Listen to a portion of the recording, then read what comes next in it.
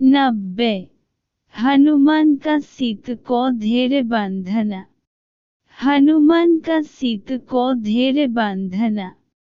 पति के हाथ को सुशोभित करने वाली उस मुद्रिक को लेकर सीता जी उसे ध्यानपूर्वक देखने लगी। उसे देखकर जानकी जी को इतनी प्रसन्नता हुई मानो स्वयं उनके पतिदेव ही उन्हें मिल गए हों। उनके लाल, सफेद और विशाल नेत्रों से युक्त मनोहर मुख हर्ष से खिल उठा, मानो चंद्रमा राहु के ग्रहण से मुक्त हो गए हो। पूर्ण रूप से संतुष्ट होकर वे हनुमान के साहसपूर्ण कार्य की सराहना करती हुई बोली, हे वानरश्रेष्ठ, तुम वास्तव में अत्यंत चतुर, साहसी तथा पराक्रमी हो। जो कार्य सहस्त्रों मेधावी व्यक्ति मिलकर नहीं कर सकते, उसे तुमने अकेले कर दिखाया। तुमने दोनों रघुवंशी भ्राताओं का कुशल समाचार सुनकर मुझ मृतप्राय को नवजीवन प्रदान किया है। हे पवनसुत, मैं समझती हूँ कि अभी मेरे दुखों का अंत होने में समय लगेगा। अन्यथा ऐसा क्या कारण है कि विश्व विजय का सामर्थ्य रखने वाले वे दोनों भ्राता अभी तक रावण को मारने में सफल नहीं हुए?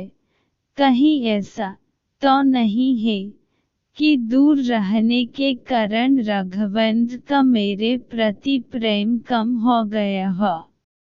अच्छा, यह बताओ, क्या कभी अयोध्या से तीनों माताओं और मेरे दोनों देवरों का कुशल समाचार उन्हें प्राप्त होता है?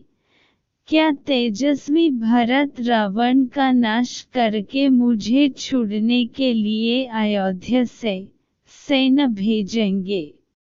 क्या मैं कभी अपनी आंखों से दुरात्मा रावण को राघव के बाणों से मरते देख सकूंगी? हे वीर, अयोध्या से वन के लिए चलते समय रामचंद्र जी के मुख पर जो अटल आत्मविश्वास तथा धैर्य था, क्या अब भी वह वैसा ही है?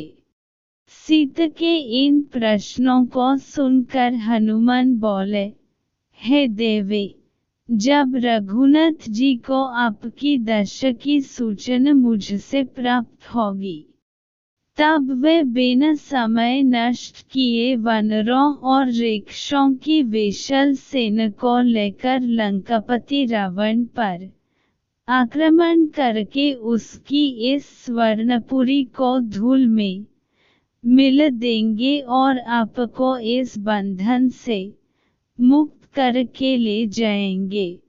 आर्य, आजकल वे आपके ध्यान में इतने निमग्न रहते हैं कि उन्हें अपने तन बदन की भी सुधि नहीं रहती, खान पीन तक भूल जाते हैं। उनके मुख से दिन रात हंसीते शब्द ही सुनाई देते हैं। आपके वियोग में वे रात को भी नहीं सो पाते। यदि कभी नींद आ भी जाए तो हंसीते कहकर नींद में चौंक पड़ते हैं और इधर उधर आपकी खोज करने लगते हैं। उनकी यह दशा हम लोगों से देखी नहीं जाती। हम उन्हें धैर्य बांधने का प्रयास करते हैं, किंतु हमें सफलता नहीं मिलती। उनकी पीड़ा बढ़ती जाती है।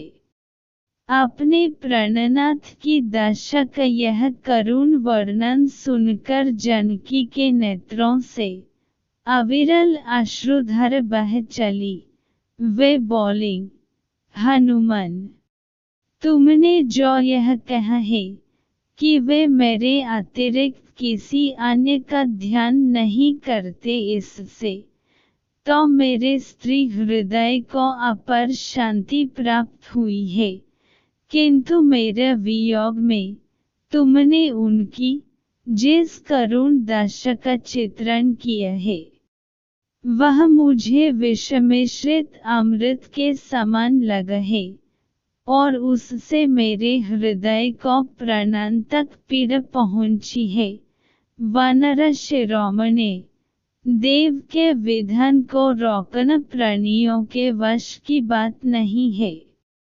यह सब विधाता का विधान है, जिसने हम दोनों को एक दूसरे के विरह में तड़पने के लिए छोड़ दिया है। न जाने वह दिन कब आएगा जब वे रावण का वध करके मुझ दुखिया को दर्शन देंगे। उनके वियोग में तड़पते हुए मुझे 10 मास व्यतीत हो चुके हैं। यदि 2 मास के अंदर उन्होंने मेरा उद्धार नहीं किया, तो दुष्ट रावण मुझे मृत्यु के घाट उतार देगा। वह बड़ा कमी तथा अत्याचारी है। वह वासना में इतना अंधा हो रहा है कि वह किसी की अच्छी सलाह मानने को तैयार नहीं होता। उसी के भाई विभीषण की पुत्री कला मुझे बता रही थी कि उसके पिता विभीषण ने रावण से अनेक बार अनुग्रह किया कि वह मुझे वापस मेरे पति के पास पहुंच दे, परंतु उसने उसकी एक न मानी।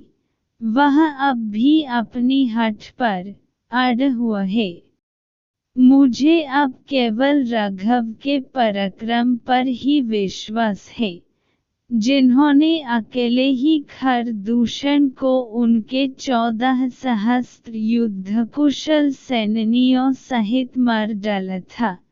देखें, अब वह घड़ी कब आती है, जिसकी मैं व्याकुलता से प्रतीक्षा कर रही हूँ। यह कहते हुए सीता अपने नेत्रों से आंसू बहने लगी। सीता को विलपयुक्त वचन को सुनकर हनुमान ने उन्हें धैर्य बांधते हुए कहा, देवी, आप दुखी न हो।